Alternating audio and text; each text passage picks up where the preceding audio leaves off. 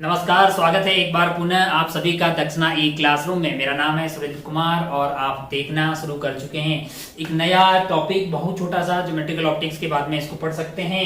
इसका नाम है ऑप्टिकल इंस्ट्रूमेंट्स, यानी ऑप्टिक्स का यहाँ पे उपयोग होता है और कुछ इंस्ट्रूमेंट्स के बारे में अपन बात करेंगे। वैसे तो मार्केट में खूब सारे इंस्ट्रूमेंट होते हैं जिनमें ऑप्टिक्स का यानी लाइट का उपयोग होता है, लेकिन अपन कुछ चुनिंदा उनमें से इंस्ट्रूमेंट के बारे में बात करेंगे। इसमें पहला टाइप का इंस्ट्रूमेंट हम जो पढ़ रहे हैं वो काफी इंटरेस्टिंग है। हम सबको भगवान ने दिया होता है, मेजॉरिटी ऑफ लोगों को, मतलब हम सबको शुक्रगुजार होना चाहिए कि हमें भगवान ने एक अनमोल रत्न दिया है, वो है हमारी आंखें। तो सबसे पहले अपन छोटी सी बातें करेंगे अपन आईज के बारे में, हालांकि बहुत छोटी छोटी बातें होगी, वो आप जानते भी होंगे।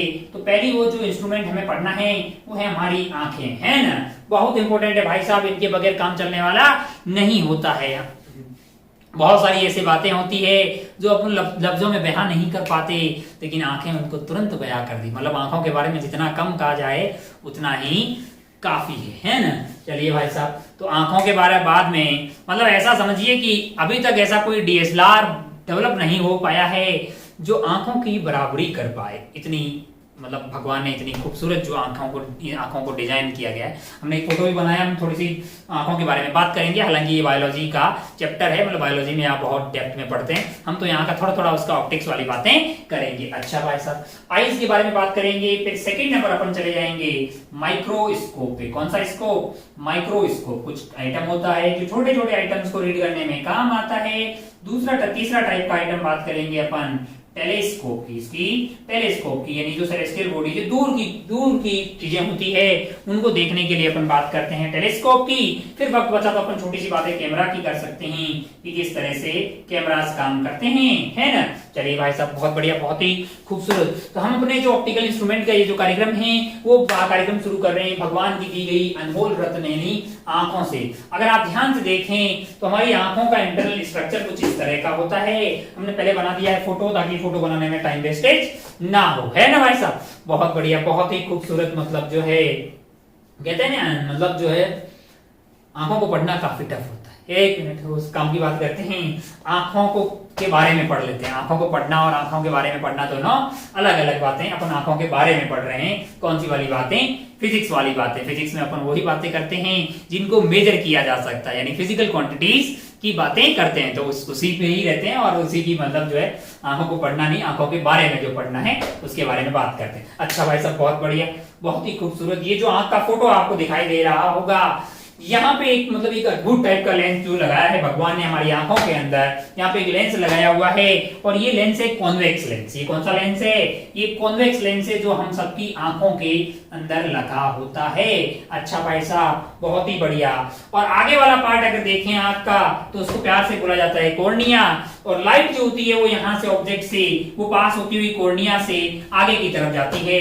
अगर आप ध्यान से देखें तो आंखों के जो लेंस है उसके ऊपर एक ब्लैक टाइप का स्पॉट दिखाई देता है। इसको प्यार से प्यूपिल बोलते हैं। और बगल में लगी होती है दो आइरिस। ये क्या काम करती है? ये आइरिस क्या होती है? ये आइरिस जो है वो खुलती और बंद होती है, यानी ये बीच का स्पेस जो है उसको रेगुलेट करती है। अच्छा, ये स्पेस का रेगुलेट करने से क्या मतलब हुआ कि ये कितना लाइट का इंटेंसिटी आंखों के अंदर जाएगा ये कौन डिसाइड करेगा? ये आइरिस डिसाइड करती है। जैसे मान लीजिए कि मूवी देखने के लिए अपन एकदम से थिएटर के अंदर घुसते हैं तो आंखों में थोड़ा बहुत चकाचौंध टाइप की फील आती है थोड़े टाइम के लिए, क्योंकि वहां पे बहुत ज्यादा लाइट रहती है और हमारा आइरिस जो है वो एडजस्ट होता है। वो अगर बहुत कम लाइट आ रही है तो आइरिस जो है अपनी शेप को बढ़ा कर देगा, यानी ज्यादा इंटेंसिटी लाइट की तब पहुंच पाए। और जहां पे लाइट बहुत ज्यादा है तो आंखें ऐसे कर लेते ताकि कम लाइट जो है आंखों के अंदर की तरफ प्रस्थान कर पाए। अच्छा, लाइट यहां से आती है, ये दरवाजा है आइरिस जो रेगुलेट करता है कि कितनी इंटेंसिटी ऑफ लाइट हमारी आंखों के अंदर जाएगी। अच्छा भाई साहब, फिर जो आंखों में लाइट एंट्री मारती है वो प्यूपिल के थ्रू एंट्री मारती है और वो वहां पे लगा होता है कॉन्वेक्स लेंस। अच्छा भाई साहब, बहुत बड़े। और ये कॉन्वेक्स लेंस जो है बीच में विट्रियस चेंबर टाइप का होता है, वो सब अपन जानते हैं। और ये जो कॉन्वेक्स लेंस है ये इमेज बनाता है रेटिना पे। रेटिना पीछे की तरफ है, उस पे इमेज बनाता है। और ये लगभग स्फेरिकल आईबॉल टाइप का होता है। इसकी फोकल लेंथ की अगर बात करें तो ऐसे 2.5 नॉर्मल इमेज जो है बहुत दूर वाली इमेज को देखने के टाइम इसकी फोकल लेंथ रहती है 2.5 सेंटीमीटर के आसपास। तो इस तरह का एक स्फेरिकल बॉल टाइप का होता है। इमेज आपकी बनती है रेटिना पे, और ये वहां पे लगे होते हैं ऑप्टिकल नर्व, जो ये एक तरह का समझिए कि सेंसर्स होते हैं, रॉड और कॉन रहती है, जो यहाँ से इमेज के सिग्नल को कहाँ भेजते हैं, हमारे दिमाग को, और फिर हमारा दिमाग डिसाइड करता है कि आइटम बढ़िया है कि घटिया है कि नहीं, ये बढ़िया नहीं, हाँ वो वाला बढ़िया आइटम है। ऐसा अपना फील कौन करता है, वो ऑप्टिकल नर्व्स के द्वारा भेजे गए सिग्नल के बेसिस पे डिसाइड करता है अपना दिमाग। भाई साहब बहुत बढ़िया, बहुत ही शानदार। यहाँ पे जो लेंस लगा है वो है कॉन्वेक्स, और ये यहाँ पे कन्वर्जिंग लेंस की तरह परफॉर्म करता है। अच्छा भाई साहब बहुत बढ़िया, बहुत ही शानदार। अगर आप ध्यान से देखें तो हम ये जानते हैं अभी तक कि 1/f is equal to 1/v minus 1/u, ये बात तो अपन बहुत पहले से ही जानते हैं। अगर आप ध्यान से देखो तो इमेज ऑब्जेक्ट कोई सा भी होवे, अपन पास का आइटम देखें, दूर का आइटम देखें कि कहीं का आइटम देखें, इमेज हमेशा रेटिना पे बढ़ेगी और लेंस यहीं पे रहेगा। अगर लेंस यहीं पे रहेगा, इमेज रेटिना में बनेगी, तो ये बीच की दूरी जो है ये ऑप्टिकल एक्सिस है लाल वाली, ये तो फिक्स हो गई। इसका मतलब हाँ एक अद्भुत टाइप की घटना यहाँ पे होती है कि यहाँ पे v फिक्स्ड है। यहाँ पे क्या है, v फिक्स्ड है। वेरिएबल कौन है, मैंने कहा u and f are variable. Generally अपन ने अभी तक जो पहले पढ़े थे लेंसेज, उसमें अपन क्या करते थे, u को वेरी करते थे तो v वेरी कर जाता था, लेंस का r1 r2 फिक्स रहता था, म्यू फिक्स रहता था, तो फोकल लेंथ उसकी फिक्स रहती थी। लेकिन हमारे द्वारा जो भगवान ने दिया हुआ लेंस है, इसमें क्या है कि इमेज को तो आपको रेटिना पे ही बनाना है, इसलिए आपका v फिक्स रहता है। वेरी कौन करता है, u एंड f। अलग अलग आइटम को आप देखेंगे, पास का आइटम होगा, लो u कम हो गया, दूर अथा दूर कहीं होगा तो वहां पे आपके लिए u ज्यादा हो गया, लेकिन v फिक्स हो गया भाई साहब। v क्यों, क्योंकि ये दूरी तो फिक्स है, इमेज हमेशा रेटिना पे ही बनेगी। तो एक खास बात है यहाँ पे, एक अलग तरह का यहाँ पे जो है बात अपने को देखने को मिलती है। अच्छा फिर ऐसा कैसे होगा कि u एंड v, f कैसे वेरिएबल हो सकता है, f वेरिएबल यहाँ पे ऐसा हो सकता है। f होता क्या है बेसिकली, मान लो कि ये अपना कॉन्वेक्स लेंस है ऐसा, जिसकी दोनों साइड है, मान लीजिए ये r है और ये r है, ये म्यू हो गया, तो फोकल लेंथ आ गई अपनी 1/f is equal to mu minus 1 twice of r। ये तो अपन जानते हैं भाई साहब। अब अगर आप ध्यान से देखें तो अगर आपको फोकल लेंथ को चेंज करना है तो फिर आपको इसके r को चेंज करना पड़ेगा, यानी रेडियस ऑफ कर्वेचर को। और ये जो है ये चेंज करने का काम यहाँ पे करती है सिलियरी मसल्स। सिलियरी मसल्स क्या करती है, यहाँ पे इन ये दो आइटम लगे होते हैं, उसे खींचती है और इसको पिचकाती है। किसको, लेंस को। अगर आप इस लेंस को खींचेंगे, तो ये लेंस कैसा हो जाएगा, ऐसा खींचेंगे तो ऐसा हो जाएगा, और अगर आप दबाएंगे तो कैसा हो जाएगा, मैंने कहा मोटा हो जाएगा ऐसा, लुलुलुलुलुलुलु।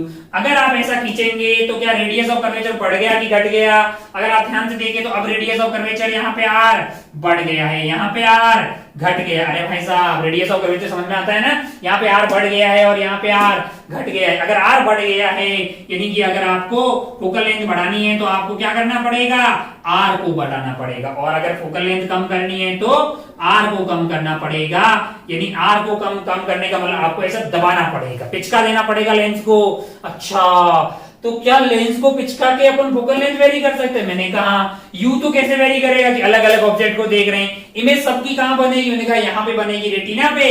तो ये जो फोकल लेंथ को वेरी करवाने का काम कौन करता है, ये सिलियरी मसल्स करती। अद्भुत टाइप का मतलब ये जो काम होता है, सिलियरी मसल्स जो है वो फोकल लेंथ को वेरी करवाने की कैपेसिटी रखती है। ये वक्त और हालात के हिसाब से जो है मतलब एडजस्ट करता है कि कितनी फोकल लेंथ आपको किसी पर्टिकुलर यू के लिए कितनी एफ सेट कर दी जाए कि इमेज कहां बने, इमेज रेटिना पे बने, यानी वी फिक्स रहेगा। अगर आप यू को वेरी करवाएंगे तो आपके पास चेंज हो जाएगा एफ, और एफ को चेंज करवाने का काम करती है हमारी सिलियरी मसल्स। और इस प्यार से इस जो कैपेसिटी है, ये जो पावर, और सिलियरी मसल्स के पास ये जो पावर होती है फोकल लेंथ को चेंज करने की, इसी पावर को प्यार से बोला जाता है power of accommodation. Power of accommodation एक छोटी सी बात है, पावर ऑफ अकोमोडेशन क्या कहना चाह रहा है मास्टर, पावर ऑफ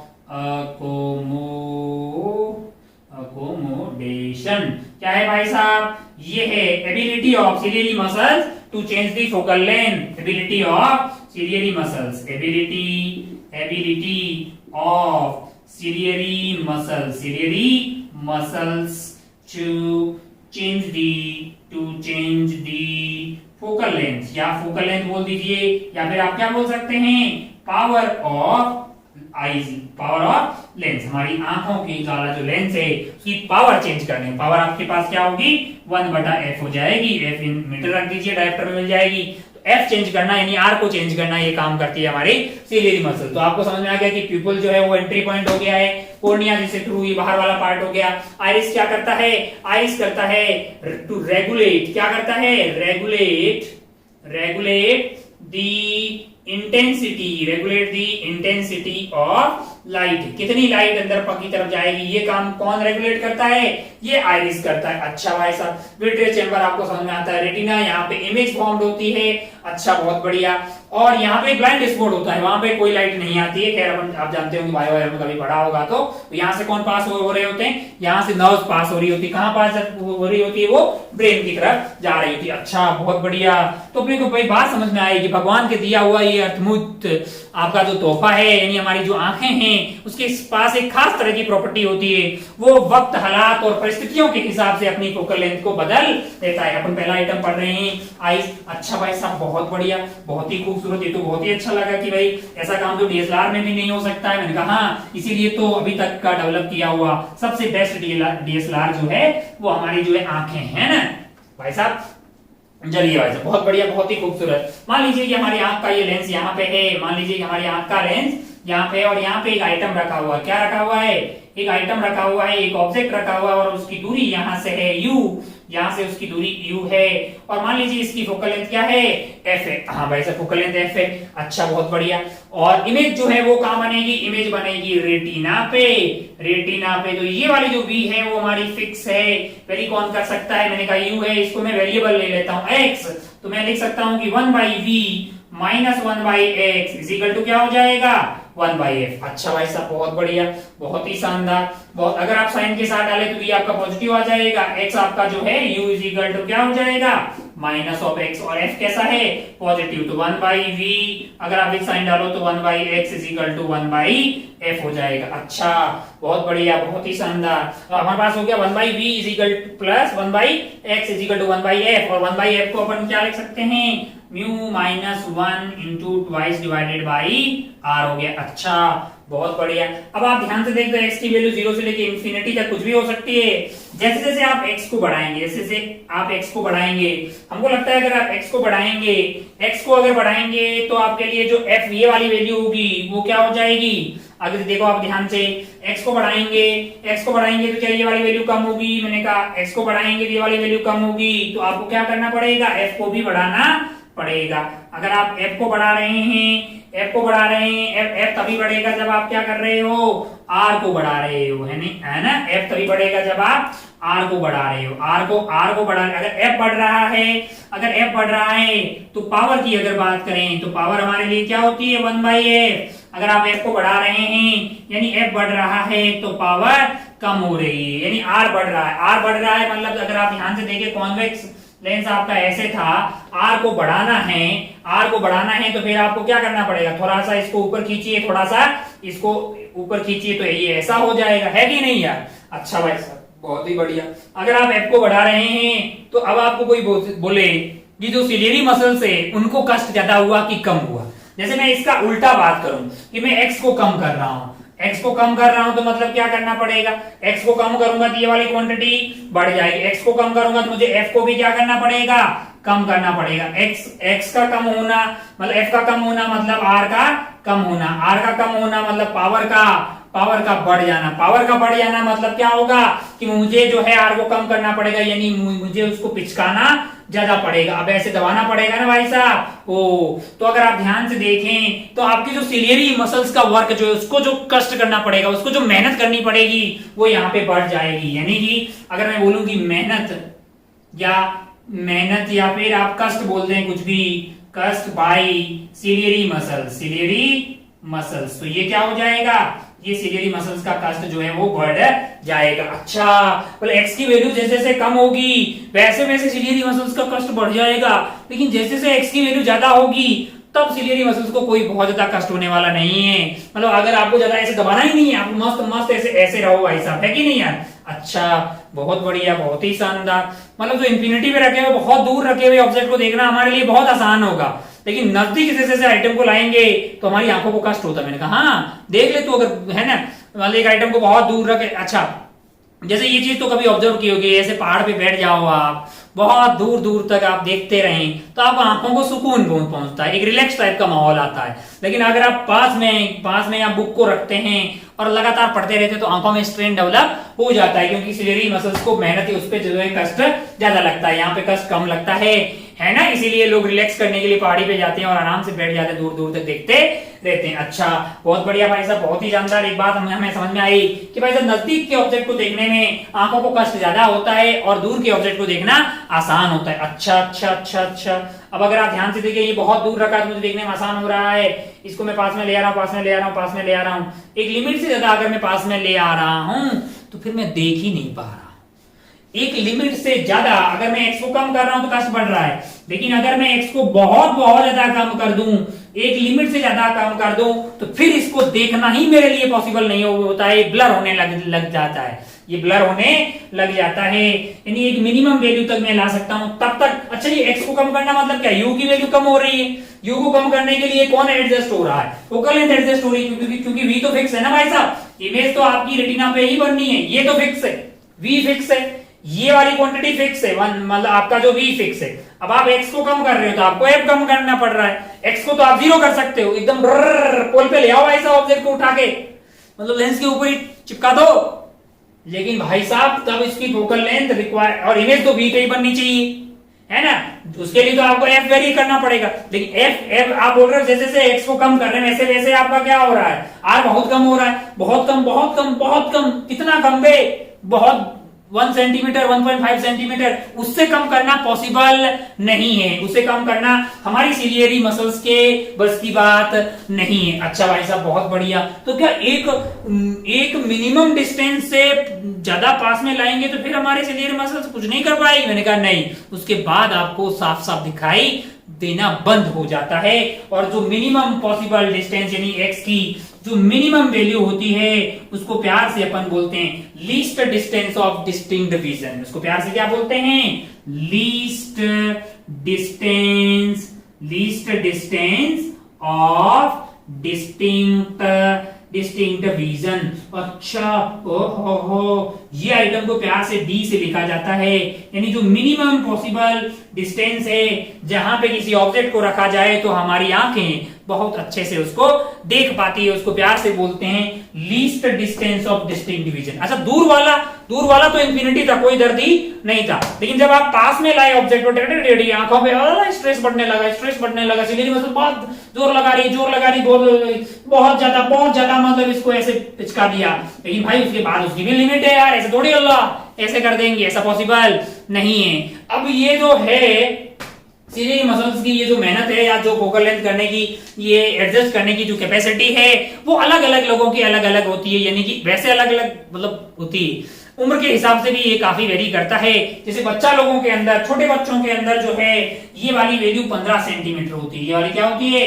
15 सेंटीमीटर। फिर धीरे धीरे एज के साथ जो है सिलेरी मसल्स की जो कैपेसिटी है ऐसा करने की वो वक्त के साथ कमजोर होने लग जाती है, ये 15 सेंटीमीटर से बढ़ते बढ़ते हो जाती है 40 सेंटीमीटर। तो हम कौन सा लेंगे? हम इन दोनों का एवरेज ले लेते हैं।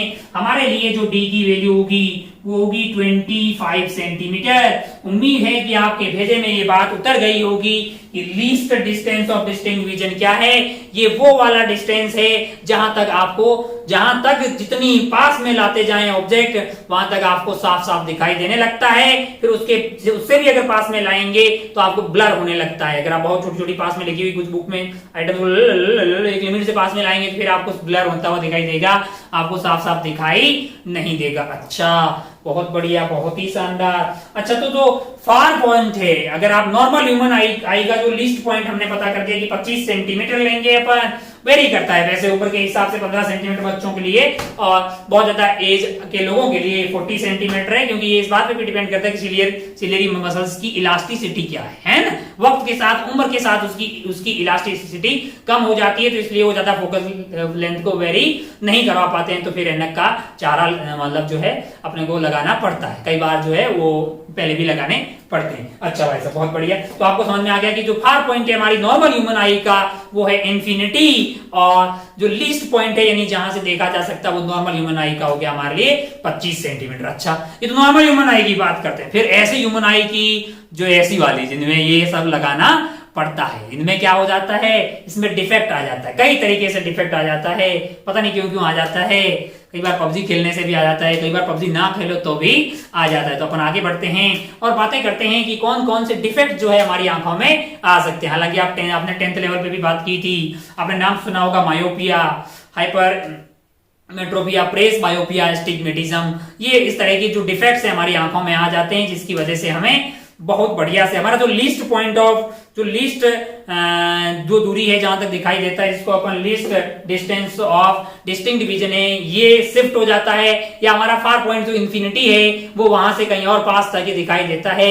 वैसी घटनाएं हो जाती है, फिर हमारी आंखें 100% सही नहीं होती है। फिर हमें जो है आंखों को मतलब अपने थोपड़े को मतलब अपने आप को लेके कहां पहुंचना पड़ता है, ऑप्टिशियन के पास में पहुंचना पड़ता है, वही मशीन के अंदर डालता है, फिर कुछ कुछ अपने को लेंसेज बना के देता है, फिर अपने को मिलती है ग्लासेस, और फिर अपने को मतलब जो है सही से बराबर दिखने की पॉसिबिलिटी हो जाती है, यानी दिखने लग जाता है। डिपेंड करता है, अलग अलग तरह के केसेस में अलग अलग तरह की ट्रीटमेंट दिया जाता है। लेंसेज का प्रॉब्लम हो तब तो ठीक ही है, कुछ और दिक्कत हो तो कुछ और ऑपरेशंस भी किए जाते हैं। अच्छा भाई साहब बहुत बढ़िया, बहुत ही खूबसूरत। तो एक छोटा छोटा आइडिया आपको लगा कि हमारी जो आंख है, अब हम इस आंख को उड़ा दें क्या, बहुत मेहनत से हमने बनाई है, बिल्कुल इसको उड़ा देते हैं। आगे बढ़ते हैं और लिखते हैं, हेडिंग डाल दीजिए आप, defects in eyes, defects in eyes, heading डाल दीजिए डिफेक्ट्स इन आइज, इसको उड़ा देते हैं।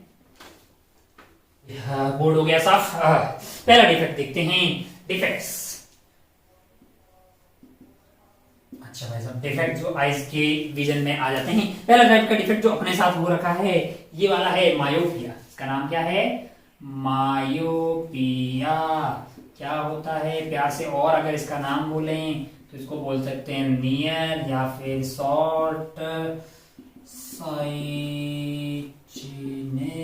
क्या इसका मतलब है भाई साहब, इसका मतलब ये है कि आपका जो फार पॉइंट है, यानी आपको पास का तो अच्छे से दिखता है, कोई दिक्कत वाली बात नहीं होती है, लेकिन अगर आप क्लास में बैठे हैं, थोड़ा आपकी बेंच पीछे की तरफ है, तो आपको बोर्ड पे लिखी हुई चीजें क्लियर नहीं दिखेगी, या दूर की चीजें जो भी है वो आपको साफ दिखाई नहीं देती है।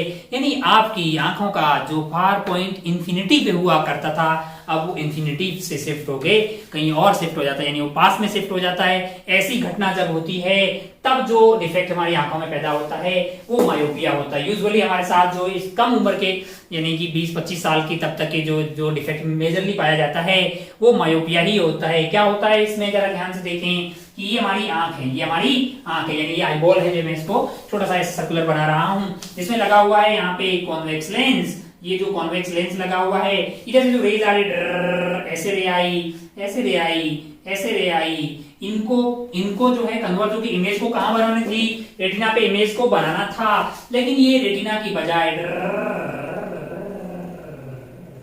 ये पहले ही कन्वर्ट हो जाती है। इमेज जो बननी तो चाहिए थी रेटिना पे, लेकिन वो रेटिना से पहले बन रही है, इसलिए अपने को ब्लर ब्लर दिखाई देता है। इमेज को बनना कहां चाहिए था, रेटिना पे, लेकिन इमेज बन कहां रही है, यहाँ पे ऑब्जेक्ट की इमेज बन रही है। ये आपकी जो है डिफेक्टिव आई है, ये क्या है, डिफेक्टिव आई है।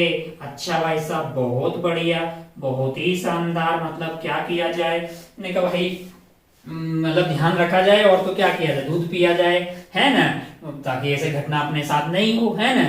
पढ़ाई लिखते लिखाई करते टाइम जो है फोन वोन को थोड़ा दूर रखें आंखों से, किताबों को भी दूर रखें, बस यही सब ध्यान रखना चाहिए। बाकी तो भगवान के हाथ में है सब कुछ। है अगर आप ध्यान से देखें तो ये ऐसी डिफेक्टिव आई होगी। फिर इसको करेक्ट कैसे करते हैं, इसको करेक्ट किया जा सकता है कैसे, अगर आप ध्यान से देखें तो आप पाएंगे कि आपका आई का लेंस तो एज इट इज, इसमें कोई दिक्कत नहीं करते, अपने को ग्लासेस लगानी पड़ती है, ग्लासेस लगानी पड़ती है, और ग्लासेस में होता है कॉनकेव। अगर आप ध्यान से देखो तो आप ही बोल रहे हैं कि ये पहले कन्वर्ज करे, हम लोग चाहते हैं कि वो यहाँ कन्वर्ज ना करे, यहाँ पे करे। हालांकि ये तो सही जगह कन्वर्ज कर रहा होता है। आई बॉल जो होता है ना, आई बॉल ये थोड़ा पिचक जाता है, यानी रेटिना पीछे की तरफ शिफ्ट हो जाता है। इसको ये अगर थोड़ा पिचक जाए तो ये आइटम पीछे की तरफ शिफ्ट हो जाएगा, तो वी जो यहाँ तक का था वो यहीं पे होगा, लेकिन रेटिना अगर पीछे शिफ्ट हो जाएगा तो इमेज फिर आगे ही बनती है। ये आंखों में ऐसा डिफेक्ट अपने आप पैदा हो जाता है। तो बेसिकली क्या करते हैं फिर अपन चाहते हैं कि अब ये कन्वर्ज जो है थोड़ा पीछे की तरफ शिफ्ट करे, जहां पे रेटिना शिफ्ट हुआ है। तो कन्वर्जिंग अगर करना है आपको उसको पीछे की तरफ, तो पहले एक डाइवर्जिंग वाला लेंस लगा लिया। ये डाइवर्जिंग वाला लेंस हमने लगा दिया, ऐसे रेज आ रही ये वाले के पास में, ये रेज थोड़ी सी यहां से हमने करवा दी इनको डाइवर्ज, है ना। ये डाइवर्स की हुई रेज मान लो ऐसे आ गई, तो कहां से आती हुई प्रतीत हो रही है, कहीं यहां से आती हुई प्रतीत आपको हो रही है, डाइवर्स की हुई ये रेज, है ना। अच्छा भाई साहब, बहुत बढ़िया, बहुत शानदार। कहां पहुंची, इस वाले अपने लेंस के पास में। और अब ये जो लेंस है वो जो है इसकी इमेज को कहां बनाएगा, रेटिना के ऊपर बनाएगा। यानी कि ये जो आई है हमारे लिए, इसको बोला गया करेक्टेड आई। ये करेक्टेड तब हुई है, 6/6 हो गया है अभी, ये तब हो गई जब इसको लगा दे रहे हैं, तब वो करेक्ट हो जा रही है। अच्छा भाई साहब, तो हमें कॉन्केव लेंस की जरूरत पड़ी, ताकि इसके बाद में जो है इसने कन्वर्ज कहां किया है, रेटिना पे। अच्छा भाई साहब, बहुत बढ़िया। अगर हमारी आंख को देखें ध्यान से, यहाँ पे हमने क्या कर दिया है, एक ऑब्जेक्ट रख दिया। यहाँ पे क्या रख दिया है, ऑब्जेक्ट रख दिया। अच्छा भाई साहब, बहुत बढ़िया। और यहाँ पे उसकी जो है इमेज बन गई, मान लो कि है कि नहीं यार। अच्छा भाई साहब, बहुत बढ़िया, बहुत ही शानदार। ये इमेज हो गई है, या ये उसका फार पॉइंट हो गया। क्या हो गया है, फार पॉइंट वी हो गया, और ये आपका क्या हो गया है, ऑब्जेक्ट हो गया। अच्छा भाई साहब, ऑब्जेक्ट की दूरी क्या हो जाएगी आपके लिए, यू हो जाएगी। ये पूरा कॉम्बिनेशन जो है इसके लिए अपन लगा सकते हैं 1/f is equal to 1/v minus 1/u। ये f कौन से वाले की, इस वाले आइटम की फोकल लेंथ है। अच्छा भाई साहब, बहुत बढ़िया। अब अगर आप ध्यान से देखें तो 1/f is equal to 1/v। 1/v, v क्या है, फार पॉइंट है। तो ऐसे तो एक बढ़िया आंख के लिए ये फार पॉइंट, यानी सही आंख के लिए ये फार पॉइंट कहां था, इन्फिनिटी पे था। लेकिन डिफेक्टिव वाले में ये इन्फिनिटी से कहीं और शिफ्ट हो जाएगा, यानी 1/, आपके पास जो आपका जो है फार पॉइंट जहां पे भी है, मैंने उसको एफ पी लिख दिया। एफ पी क्या है, फार पॉइंट है। अच्छा, ये नेगेटिव में आएगा काय को, कि भाई साहब जो है ये आपका लेंस इस तरह का है, और डिस्टेंस जो होंगे वो उधर की तरफ मेजर किया जाएगा। -1/u, u जो है वो ऑब्जेक्ट की दूरी है, यानी negative of distance of object, distance of object. अच्छा भाई साहब, बहुत बढ़िया, बहुत ही शानदार। और अगर कुछ नहीं कहा जाए तो डिस्टेंस ऑफ ऑब्जेक्ट को क्या ले लेंगे, इफ नथिंग इज गिवन, कुछ नहीं कहा जाए तो जो डिस्टेंस ऑफ ऑब्जेक्ट है इसको अपन ले लेते हैं इन्फिनिटी। अच्छा भाई साहब, बहुत बढ़िया। तो उस वाले केस में हमें जो फोकल लेंथ की जरूरत पड़ेगी वो हो जाएगी 1/- ऑफ फार पॉइंट जो है, जो भी आपका फार पॉइंट है इन्फिनिटी। इसके अलावा कुछ और होगा। अगर इन्फिनिटी होता तो आपको कोई फोकस लेंथ की जरूरत ही नहीं होती। अगर ये इन्फिनिटी होता तो कोई पावर की जरूरत नहीं होती, है ना। पावर वाला फिर अपन ये आगे ग्लास यूज ही क्यों करते, वो तो हमारा फार पॉइंट जो इन्फिनिटी के बजाय कहीं और शिफ्ट हो गया है।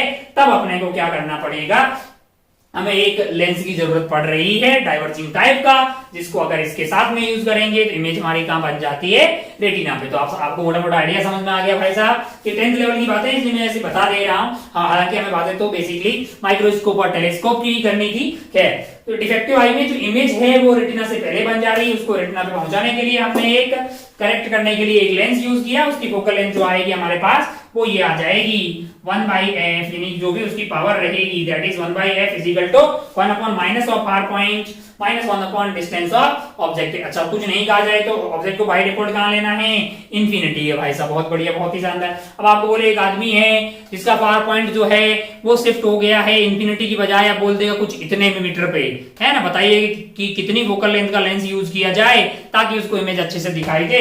तो पावर पॉइंट को यहाँ पे डाल दे, है ना। और ये जो भी दूरी होगी उसको किस में डालना है, मीटर में डालना है, ताकि 1/f आपको मीटर में मिल जाएगी, और पावर जो भी मिलेगी वो क्या मिल जाएगी, डायप्टर में मिल जाएगी। अच्छा भाई साहब, बहुत बढ़िया। ये था पहला टाइप का डिफेक्ट जो था। ये जानकारी ध्यान होनी चाहिए ताकि आप सवाल सॉल्व करने में काम आएगा, कोई बहुत ज्यादा है नहीं। अच्छा, बहुत बढ़िया, बहुत ही शानदार। इस वाले केस में आपकी इमेज जो भी ऑब्जेक्ट है उसकी इमेज कहां बन गई, फार पॉइंट पे। और फार पॉइंट पे अगर इमेज बन गई है, फार पॉइंट वो वाला पॉइंट है जहां तक आपकी आंख देख पा रही है, तो वहां पे बनी हुई इमेज को तो फिर क्या करेगा, ये जो आंख वाला ये वाला लेंस जो है वो अपने हिसाब से एडजस्ट कर लेगा फोकल लेंथ को, कि ताकि ये तो फोकल लेंथ एडजस्ट कर सकता है ना यार।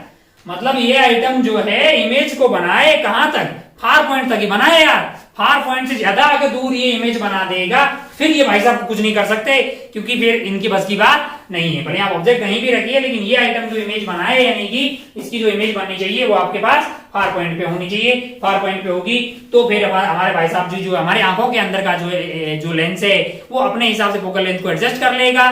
पावर ऑफ एकोमोडेशन कुछ तो है ही उसके पास, इमेज आपकी रेटिना पे बन जाएगी। ये फोकल लेंथ किसकी है जो हमें करेक्ट करने के लिए जरूरत पड़ेगी। चलिए आगे बढ़ते हैं। ये था पहला मायोपिया, दूसरा लिखते हैं हाइपरमेट्रोपिया, इसको उड़ा देते हैं। चलिए आगे बढ़ते हैं। अगला वाला क्या है अपने पास, हाइपरमेट्रोपिया। मायोपिया हो गया है, हाइपरमेट्रोपिया, हाइपरमेट्रोपिया। अच्छा, नियर या फार साइटनेस। अच्छा, बहुत बढ़िया, बहुत ही शानदार। हाइपरमेट्रोपिया में क्या होता है भाई साहब, हाइपरमेट्रोपिया यूजुअली थोड़ा ज्यादा एज ग्रुप में होता है ऐसा। इसमें क्या होता है कि आपका जो नियर पॉइंट है, यानी आपका जो नियर पॉइंट है, अब वो 25 सेंटीमीटर की बजाय कहीं और पहुंच जाता है। यानी पहले तो आप जो है 25 यहाँ पे अखबार वगैरह रख के पढ़ लिया करते थे, उम्र ढल जाती फिर आपको अखबार पढ़ने में दिक्कत आती है। यानी कि आपका जो नियर पॉइंट होता है वो भी अब आपका नहीं रहता, यानी मतलब जो पहले 25 के आसपास हुआ करता था अब वो शिफ्ट हो गया है। इस वाले केस में अगर अपन बात करें तो ये हमारी आंख है जिसके अंदर ये लगा हुआ है लेंस, इधर से आ रही थी रेज, इन्होंने कन्वर्स तो किया लेकिन यार रेटिना से पीछे कर दिया। यहां इमेज बना दी भाई साहब, इमेज यहां बना दी, रेटिना आगे है, रेटिना आगे है, तो फिर उस वाले केस में अपने को इमेज साफ साफ दिखाई देने वाला नहीं है। अच्छा, ऐसा क्यों होता है? ऐसा इसलिए कि आई बॉल थोड़ा सा ऐसे पिचक जाता है, रेटिना आगे शिफ्ट हो जाता है, तो इमेज पीछे बनती है, पर्दे के पीछे इमेज बनेगी तो आपको दिखाई देने वाला नहीं है, क्योंकि आपके पास जो सेंसर्स लगे हुए हैं वो कहाँ हैं? वो तो रेटिना पे ही लगे हुए ना यार भाई साहब। इसको कैसे ठीक कर सकते हैं? इसको ठीक किया जा सकता है एक कॉन्वेक्स लेंस का उपयोग करते हुए। अगर ये आपकी डिफेक्टेड आई है, डिफेक्टेड आई, तो आइए इसको ठीक कर लेते हैं। ऐसी आई ले ली हमने, बहुत बढ़िया भाई साहब, बहुत ही शानदार। और थोड़ा आगे ले लेते हैं हमारे पास, यहाँ पे ले लिया हमने, आई ले ली, ये बहुत बढ़िया, बहुत शानदार। ये उसके अंदर का लेंस हो गया। बाहर अपने को यूज करना पड़ेगा एक और कॉन्वेक्स लेंस, क्योंकि अपन चाहते हैं कि थोड़ा जल्दी कन्वर्ज हो जाए, यानी यहाँ की बजाय यहीं कन्वर्ज हो जाए। अच्छा, बहुत बढ़िया भाई साहब, बहुत ही शानदार। मान लीजिए कि रेज हमारी कहां से आ रही है, ऐसे आ रही है आपके पास, आपने थोड़ा सा इसको पहले कन्वर्ज किया है ना, इसको कन्वर्ज कर दिया और फाइनली इसने इमेज कहां बनाई? फाइनली इसने इमेज बनाई रेटिना पे, है ना भाई साहब? बहुत बढ़िया, बहुत शानदार। ऐसा लगेगा कि रेज यहां से कहीं पीछे से आती हुई प्रतीत हो रही है। ये कौन है? ये है आपकी करेक्टेड आई। क्या है? करेक्टेड आई है, यानी ठीक की हुई आई है। ठीक की हुई यानी कि आपने आई ग्लासेस लगा ली है।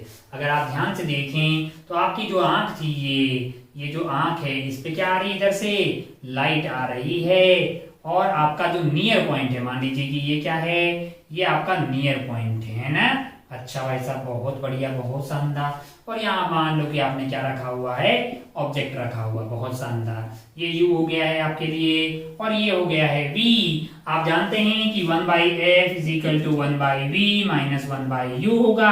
अब आप ध्यान से देखिए कि ये नियर पॉइंट वैसे तो आपका होना कहाँ चाहिए था? 25 सेंटीमीटर पे होना चाहिए था, लेकिन अब वो आपका जो है नियर पॉइंट चेंज हो गया है, यानी आपको फोकल लेंथ चाहिए होगी। तो 1/f is equal to 1/v, यानी कि minus of near point. Minus काय को लिख रहा हूं क्योंकि ये वैल्यू नेगेटिव होगी। रेज अगर ऐसे आ रही तो आप डिस्टेंस को ऐसे मेजर करेंगे, माइनस ऑफ 1/u, यानी माइनस ऑफ ऑब्जेक्ट का दूरी, ऑब्जेक्ट डिस्टेंस, ऑब्जेक्ट डिस्टेंस। अच्छा भाई साहब, बहुत बढ़िया, बहुत ही खूबसूरत। अगर आपको कुछ इंफॉर्मेशन नहीं दी हो तो आप जो है बाय डिफॉल्ट, है ना, बाय डिफॉल्ट जो ऑब्जेक्ट डिस्टेंस है, बाय डिफॉल्ट आपको ऑब्जेक्ट कहां लेना है? डिफॉल्ट, बाय डिफॉल्ट आपको ऑब्जेक्ट कहां लेना है? बाय डिफॉल्ट आपका जो ऑब्जेक्ट होगा वो आपके पास हो जाएगा यू, यानी कि डी पे, यानी कि 25 सेंटीमीटर आप ऑब्जेक्ट को ले लीजिए, तब आपको जो फोकल लेंथ मिलेगी, यानी 1/f is equal to minus of 1 upon near point -1/25 centimetre. ये 25 सेंटीमीटर मीटर में इसको रखिए ताकि आपको वैल्यू जो है वहां पे एफ मिल जाएगी। ये वो वाला फोकल लेंथ होगा, कौन से वाले लेंस की, इस वाले लेंस की, जिससे कि अपने को क्या मिल जाए, जिससे कि अपने को ये वाला लेंस जो अपने को यूज करना पड़ेगा उसकी पावर मिल जाएगी। अच्छा भाई साहब बहुत बढ़िया। अगर ये वाले लेंस ने जो इमेज बनाई है वो नियर पॉइंट या उससे बाद में बन रही होगी, तब जो है आराम से उसके बाद तो हमारी आंखें देख पाएंगी, है ना। नियर पॉइंट से पहले नहीं होनी चाहिए, अब उसके बाद में होगी। तो हमारा जो लेंस है, हमारा जो आंखों का लेंस है, उसके पास पावर ऑफ एकोमोडेशन है, यानी वो एडजस्ट कर सकता है और इमेज को देख पाएगा। अच्छा भाई साहब बहुत बढ़िया, बहुत ही शानदार। तो आपको क्या ध्यान रखना है, आपको ये ध्यान रखना है, कुछ नहीं कहा जाए तो ऑब्जेक्ट की जो दूरी है उसको क्या ले लेंगे, 25 सेंटीमीटर ले लेंगे। कल को तुम्हें कोई सवाल पूछे, एक भाई साहब है उनका नियर पॉइंट जो है वहां पे शिफ्ट हो गया है, यानी इतने सेंटीमीटर पे हो गया है, 25 की बजाय हो गया है 50 सेंटीमीटर। अब बताइए कि उसकी आंखों को ठीक करने के लिए कितनी फोकल लेंस की जरूरत पड़ेगी। तो 1/f, नियर पॉइंट आपका 50 हो गया है। कुछ नहीं कहा जाए तो ऑब्जेक्ट को कहाँ मान लेना है, 25, या फिर ऑब्जेक्ट को आपको दिया जाएगी ऑब्जेक्ट 60 सेंटीमीटर पे रखा हुआ, तो फिर ऑब्जेक्ट की दूरी को यहाँ पे रखना होगा। अच्छा ऐसा बहुत ही बढ़िया, बहुत ही शानदार। ये था दूसरा टाइप का जो डिफेक्ट है, ये बहुत 10th लेवल का है, इसलिए अपने को उतना मतलब ठीक है बता दे रहे हैं। हाइपरमेट्रोपिया हो गया।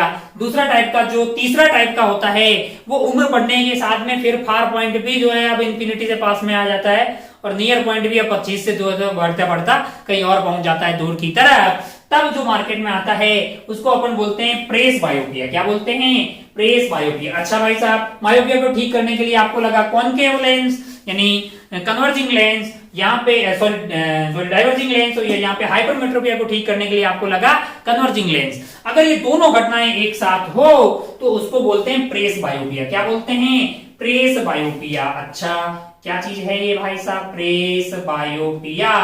अच्छा ऐसे लिख दे रहे हैं, ज्यादा कुछ नहीं है। इस वाले केस में आपका नियर पॉइंट और फार पॉइंट दोनों ही गड़बड़ा जाता है, और आपको जरूरत पड़ती बाई फोकल लेंस की, बाई फोकल लेंस की। चल जाओ भाई, बाई फोकल लेंस, ओ हो चलो बाई फोकल लेंस। अगर आपने कई लोगों की ग्लासेस देखे हो तो आप देखेंगे कि ऊपर और नीचे इस तरह का बना होता है, यानी कि अगर आप चश्मा ऐसा हो, ये है ना, ऊपर लेंस अलग होता है, नीचे लेंस अलग होता है, इस तरह का अगर आप ऐसे देखेंगे तो बाई फोकल लेंसेस लगाए जाते हैं उनके लिए, है ना। यहाँ पे अलग तरह का और यहाँ पे अलग तरह का बाई फोकल लेंस तब लगेंगे जब आपको प्रेस बायोपिया हो जाए। यूजुअली कब होता है, जिनकी उम्र बहुत ज्यादा होती है, यूजुअली ऐसा जो उम्र के ढलने के साथ आपकी सिलेरी मसल्स वीक हो जाती है, near point and far point दोनों ही जो है अपनी निर्धारित जगहों से कहीं और चले जाते हैं, तब आपको जरूरत पड़ती है बाई फोकल लेंस की। एक और तरह का डिफेक्ट होता है जो काफी रेयर टाइप का होता है, उसका नाम है फोर्थ टाइप का, ये अपना थर्ड टाइप का हो गया। जस्ट उसका नाम नहीं हमें बताना है, जस्ट हमें ये थर्ड वाला इसको सही कर सकते हैं बाई फोकल लेंस से, जिसमें near point and far point. Fourth वाला जो अपने पास है उसका नाम है एस्टिग्मेटिज्म। इसमें क्या होता है, इसमें हमारी आंखें जो है दो ऑर्थोगोनल डायरेक्शन में एक साथ फोकस नहीं कर पाती। कुछ ऐसा आइटम है जो इधर भी है और उधर भी है, उसको देखते हुए वो ब्लर हो जाता है, यानी दोनों डायरेक्शन में एक साथ फोकस करना थोड़ा टफ हो जाता है। अगर आप बायो के छात्र हैं तो बहुत ज्यादा डेप्थ में इसको जानते होंगे। इसको ठीक करने के लिए लगता है बाई फोकल लेंस, इसको ठीक करने के लिए लगता है सिलेंड्रिकल लेंस। क्या लगता है, सिलेंड्रिकल लेंस की जरूरत होती है इसको ठीक करने के लिए, एस्टिग्मेटिज्म को ठीक करने के लिए। इसमें होता क्या है, ऑर्थोगोनल डायरेक्शन में हमारी आंखें एक साथ फोकस नहीं कर पाती, जैसे एक आइटम हॉरिजॉन्टल भी वर्टिकल भी, तो उसको देखना थोड़ा सा टफ हो जाता है हमारे लिए। तो इस तरह की घटना को बोलते हैं एस्टिग्मेटिज्म। प्रेस बायोपिया में दोनों चीजें होती है, उसको ठीक करने के लिए लगता है बाई फोकल लेंस। मायोपिया में लगता है आपके पास डाइवर्जिंग लेंस, और हाइपरमेट्रोपिया में लगता है आपके पास कन्वर्जिंग लेंस। चलिए भाई साहब बहुत बढ़िया, बहुत ही शानदार। हमको एक आध सवाल आपसे पूछ ले इस पे, ये सवाल क्या ही पूछ लेंगे तो बहुत ही आसान है।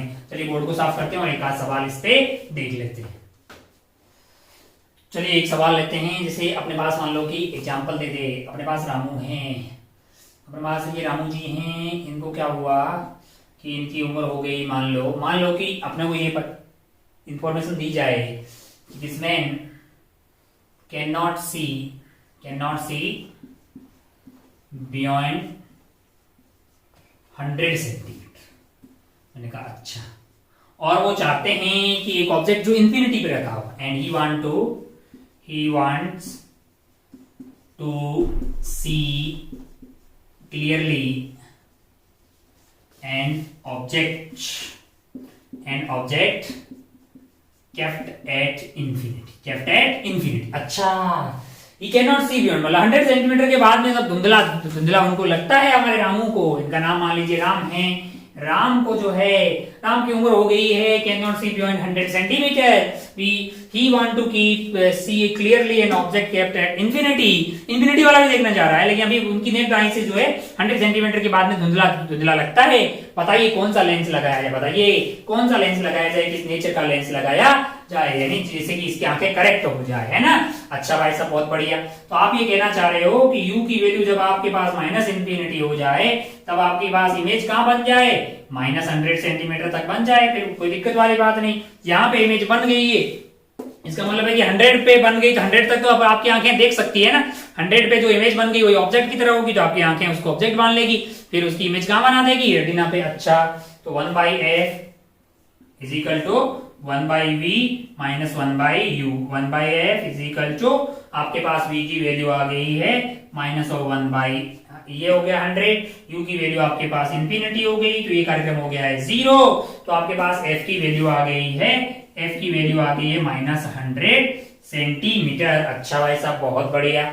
अगर आप पावर की बात करेंगे तो पावर आपका हो जाएगा माइनस 100 डिवाइडेड बाई 100, यानी आपका -1 डायोप्टर, यानी आपका चश्मा लगेगा, यानी आपके पास -1 पावर का कौन सा वाला फोकल लेंथ नेगेटिव आ रही है, इसका मतलब किस तरह का लेंस आपको यूज करना पड़ेगा, आपको लेंस यूज करना पड़ेगा कॉनकेव वाला, और उसकी फोकल लेंथ होगी 100 सेंटीमीटर और पावर होगी -1 डायोप्टर। यानी अपन इनको जो है वो वाले ग्लासेस लगा दिए जाए इनकी आंखों पे, ये वाले ग्लासेस इनको लगा दिए जाए जिनकी पावर क्या हो, -1 नंबर वाले, तो फिर जो है ये जो ग्लासेस होंगे वो इंफिनिटी पे रखे हुए ऑब्जेक्ट की भी इमेज कहां बना देंगे, 60 पे बना देंगे, कहां पे 100 पे, और 100 पे रखे हुए ऑब्जेक्ट को तो आराम से देख ही पाता है ना 100 तक वालों को, तो मतलब वही जो इमेज बनेगी वो इसके लिए ऑब्जेक्ट की तरह काम करेगी। तो सेकंड वाला लेंस जो है उसकी इमेज को इन्हीं में आंखों वाला जो है वो कहां बना देगा, रेटिना पे, मस्त दिख जाएगा भाई साहब। तो वही भाई साहब, राम का एक दोस्त था श्याम, राम का एक दोस्त था श्याम, उसके लिए उल्टा कर देते हैं। मान लीजिए कि भाई अपने श्याम को क्या हुआ, अपने श्याम का जो है नियर पॉइंट जो है ना, श्याम को किताबें पढ़नी थी, श्याम को क्या पढ़नी थी, किताबें पढ़नी। श्याम अच्छा आदमी है, पढ़ाई लिखाई करता रहता है, लेकिन हुआ क्या कि श्याम का नियर पॉइंट जो है, श्याम का, राम नहीं है, राम का दोस्त श्याम है। अच्छा भाई साहब, श्याम को क्या हो गया है, इसका नियर पॉइंट मान लो शिफ्ट हो गया है 60 सेंटीमीटर पे, यानी 60 सेंटीमीटर से पहले जो भी रखा हो इनको धुंधला धुंधला लग रहा है। लेकिन हमारा राम पढ़ने वाला आदमी है, उम्र हो गई है, फिर भी वो किताबें पढ़ना चाहता है, फिर भी वो किताबें पढ़ना चाहता है। कितने सेंटीमीटर पे रखी हुई, 25 सेंटीमीटर पे रखी हुई किताब को ये पढ़ना चाहता है। तो बताइए कि उनको किस तरह का ऐनक पहनना चाहिए, किसने, क्या उसकी नेचर होनी चाहिए, क्या उसकी पावर होनी चाहिए। अच्छा, इसका मतलब आप ये चाह रहे हैं कि आपके पास अगर ऑब्जेक्ट की दूरी -25 सेंटीमीटर हो, यानी कि यहाँ पे आप किताबें रख रहे हो, तो आपके पास इमेज जो बन रही है वो कहां बननी चाहिए, -60 सेंटीमीटर पे। अच्छा भाई साहब, 1/f is equal to 1/v minus 1/u, 1/v में आपका हो गया -1/60 और ये हो गया है 1/25, ये हो गया 1/f। अच्छा भाई साहब, बहुत बढ़िया, बहुत ही शानदार। ओहो, अगर आप ध्यान से देखें तो आप आराम से बोल सकते हैं, इसको लिख दिया मान लो मैंने 60 × 25 और ये हो गया है माइनस का 25 प्लस 60। अच्छा भाई साहब, बहुत बढ़िया, बहुत ही शानदार। ओहो हो, हाँ अच्छा, ऊपर हो गया प्लस का 35 डिवाइडेड बाई 60 × 25, और तो ये 7 बार कट गया है और ये वाला 5 बार कट गया, यानी कि 7 डिवाइडेड बाई 300 सेंटीमीटर। अच्छा, बहुत बढ़िया भाई साहब। आइए, इतना फोकल लेंथ हो गया, फोकल लेंथ आपके पास क्या हो गया है, 300/7 हो गया है। और अगर आप पावर की बात करें तो पावर आपके लिए हो जाएगा 1/300 बटा जो है 7, इसको डिवाइड करना है अपने को 100 से ताकि ये बन जाए मीटर में, यानी 7/3 डायोप्टर का आपको एनक यूज करना पड़ेगा, यानी पॉजिटिव, यानी कि आपको किस तरह का यूज करना पड़ेगा, आपको एक कॉन्वेक्स लेंस यूज करना चाहिए जिसकी फोकल लेंथ हो 300/7, सेंटीमीटर। तो इस वाले केस में आप जो है 25 सेंटीमीटर पे जो आपके पास जो किताब रखी हुई है उसको देख पाएंगे, क्योंकि ये वाला लेंस उसको जो है 60 पे इमेज बना देगा और आपकी आंखों का यानी नॉर्मल आंखों का नियर पॉइंट जो है वो 60 है। तो वहां से आप आराम से आपका जो है जो आपकी आंखों का नेचुरल जो लेंस है वो इसको देख पाएगा। बहुत ही बेहतरीन, बहुत ही खूबसूरत। तो अपने को कुछ नहीं दिया हो तो ऑब्जेक्ट को 25 पे ले लेना है इस वाले केस में, और उस वाले केस में कहां लेना है, इंफिनिटी पे। खैर अपन आगे बढ़ते हैं। बहुत ही आसान, बहुत ही ज्यादा आसान, मतलब ये बिल्कुल दोनों सवाल आपके जो है दोनों फॉर्मूले आपको ध्यान होंगे तो हो जाएगा। धीरे धीरे आगे बढ़ते हैं अपन और छोटी छोटी बातें करते हैं अपन आंखों के बारे में। चलिए आगे बढ़ते हैं और छोटी छोटी बातें करते हैं हमारी इस आंख के बारे में। हमने ये देखा था कि ये जो हमारी आंख है, ये जो हमारी आंख का लेंस है, टिक टिक टिक टिक, इससे अगर कुछ दूरी पे हमने ऑब्जेक्ट रख दिया तो ये ऑब्जेक्ट जो है इससे ये दूरी अपने x मानी थी। अब आप ध्यान से देखो ना, अब अगर आप ध्यान से देखें, उसको देखने से पहले एक छोटी सी बात बताओ, ये क्या लिखा होगा, ये क्या लिखा होगा, दिख रहा है क्या, दिख रहा है ना, ए लिखा होगा, ये ए, ये नहीं लिखा हुआ ए, मेरे को दिखाई दे रहा है, इस कैमरे को दिखाई नहीं दे रहा है, ये दिख रहा होगा लेकिन उतना अच्छे से दिखाई नहीं दे रहा है। क्यों पता है?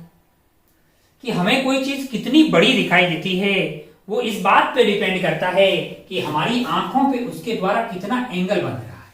जितना ज्यादा ये एंगल बनेगा उतनी वो चीज हमें बड़ी दिखाई देगी।